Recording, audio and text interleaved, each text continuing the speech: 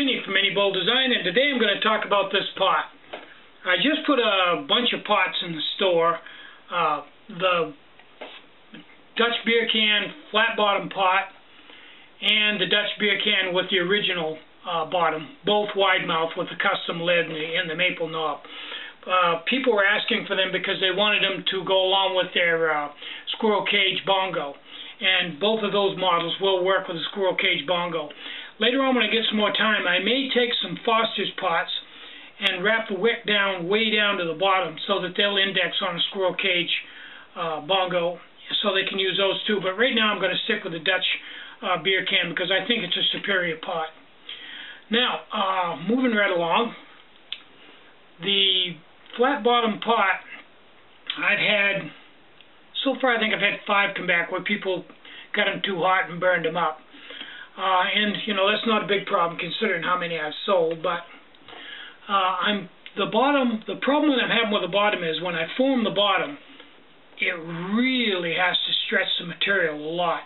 And the aluminum I'm using, although it's a very soft, malleable aluminum, I'm having a failure rate when I form them of about 50%. So that means for every 4 or every 10 that I make, I lose 10. So, and I've tried everything. It's just the material just isn't thick enough and stretchy enough.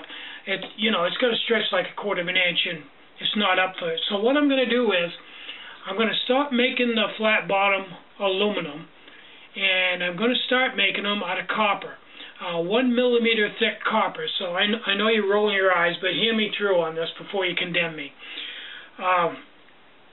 The 1 millimeter pure copper can form to that, no problem. I don't need to anneal it or anything. It's already plenty soft enough.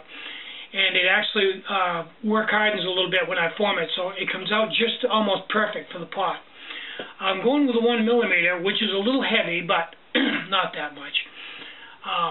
That's thick enough so that you don't get hot spots. When you put the heat to it, the copper tends to take the heat, excuse me, and spread it over the entire bottom of the pot, so you're not so likely to get a hot spot with the copper as you are with the aluminum. It's a lot nicer material. It just looks better. It's just nice. It doesn't stick as much as aluminum. It's just a nicer material, and really well-made pots usually have a copper bottom in them just for the heat transfer part of it.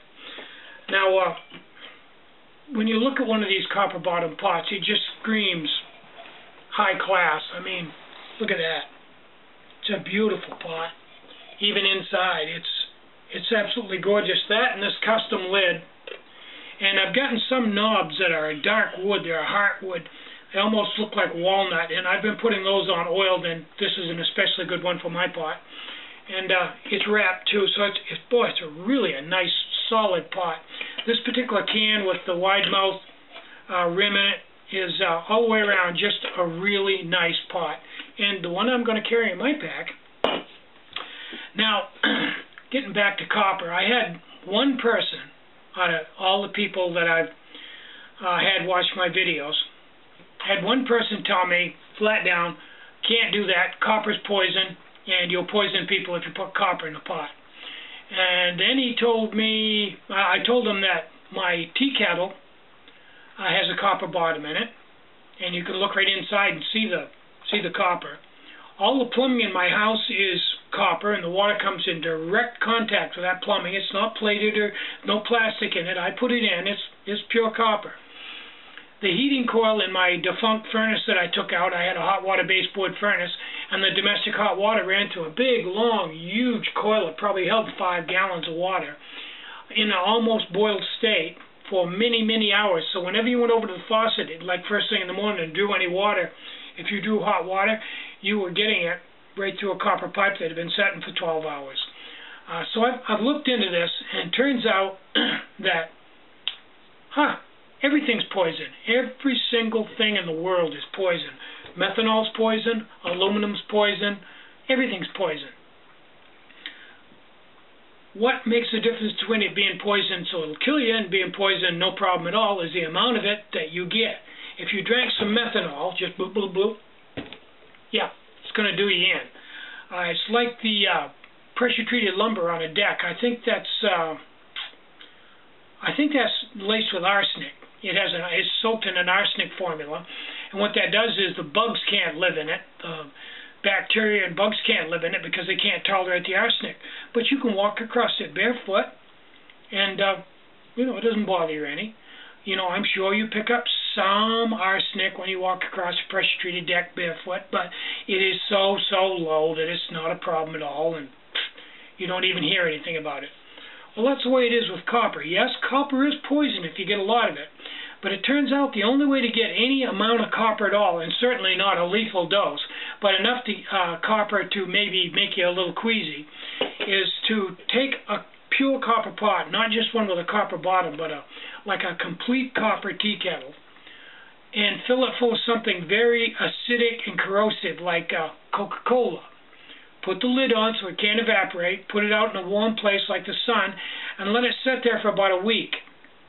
Now, at that point in time, that will have leached enough copper out of the pot to make the Coca-Cola taste fairly metallic. And if you drank it, yeah, it wouldn't kill you or anything, but it would probably make you mildly sick. I'm thinking anybody that would take some lukewarm Coca-Cola that had been soaking in a copper pot and had a metallic flavor and was a week old, which would make it pretty flat. Anybody that would drink that, more than a sip of it, would sit there and drink the whole thing, deserves whatever they get, because that would be horrible. That's the thing about copper. Any amount of copper at all will taste terrible. You'd know it right away. And certainly cooking in one of these for a half an hour and then cleaning it out, not a problem. I don't carry a lot of Coca-Cola on the trail, and I don't use this for a Coke cup, and I certainly wouldn't fill it up and let it set overnight and then drink Coca-Cola out of it. So I think we're pretty safe. See, there's several states of thought. There's uninformed, there's ignorant, and there's stupid. Now, when you're uninformed, you haven't been told something, you don't know anything about it. That also can pass for ignorant. Not ignorant is a bad thing, just ignorant to a certain fact. I'm ignorant of a lot of facts, I don't touch on them, so I don't know about them. I had to educate myself on copper when this person told me it would kill me. So that made me ignorant. Now, when I found the information on copper and read it, and then logically looked at all the things around me that copper comes in contact with that I eat, and looked at the whole thing, then I had the information to make an educated judgment on how dangerous copper was. With all that information in front of me, I'm not ignorant anymore. Now I'm educated. Now if I decide to take all that information and not accept it and not change my judgment on copper and move on to the new thought train on the whole thing using solid information. If I refuse that, if I'm going to stay with my original statement that copper is poison, even though now it's been proven that I'm obviously wrong, that's where stupid comes in. That's where you break from ignorant and go over to stupid. And for those of you that didn't know the difference between ignorant and stupid, it's ignorant is you didn't understand, stupid is you don't want to understand. So I'm Tinny from minibulldesign. Get out and hike, take a friend, look for copper bottom pots in the store, enjoy some really great meals out on the trail, and more important than anything, have a really great day. Bye-bye.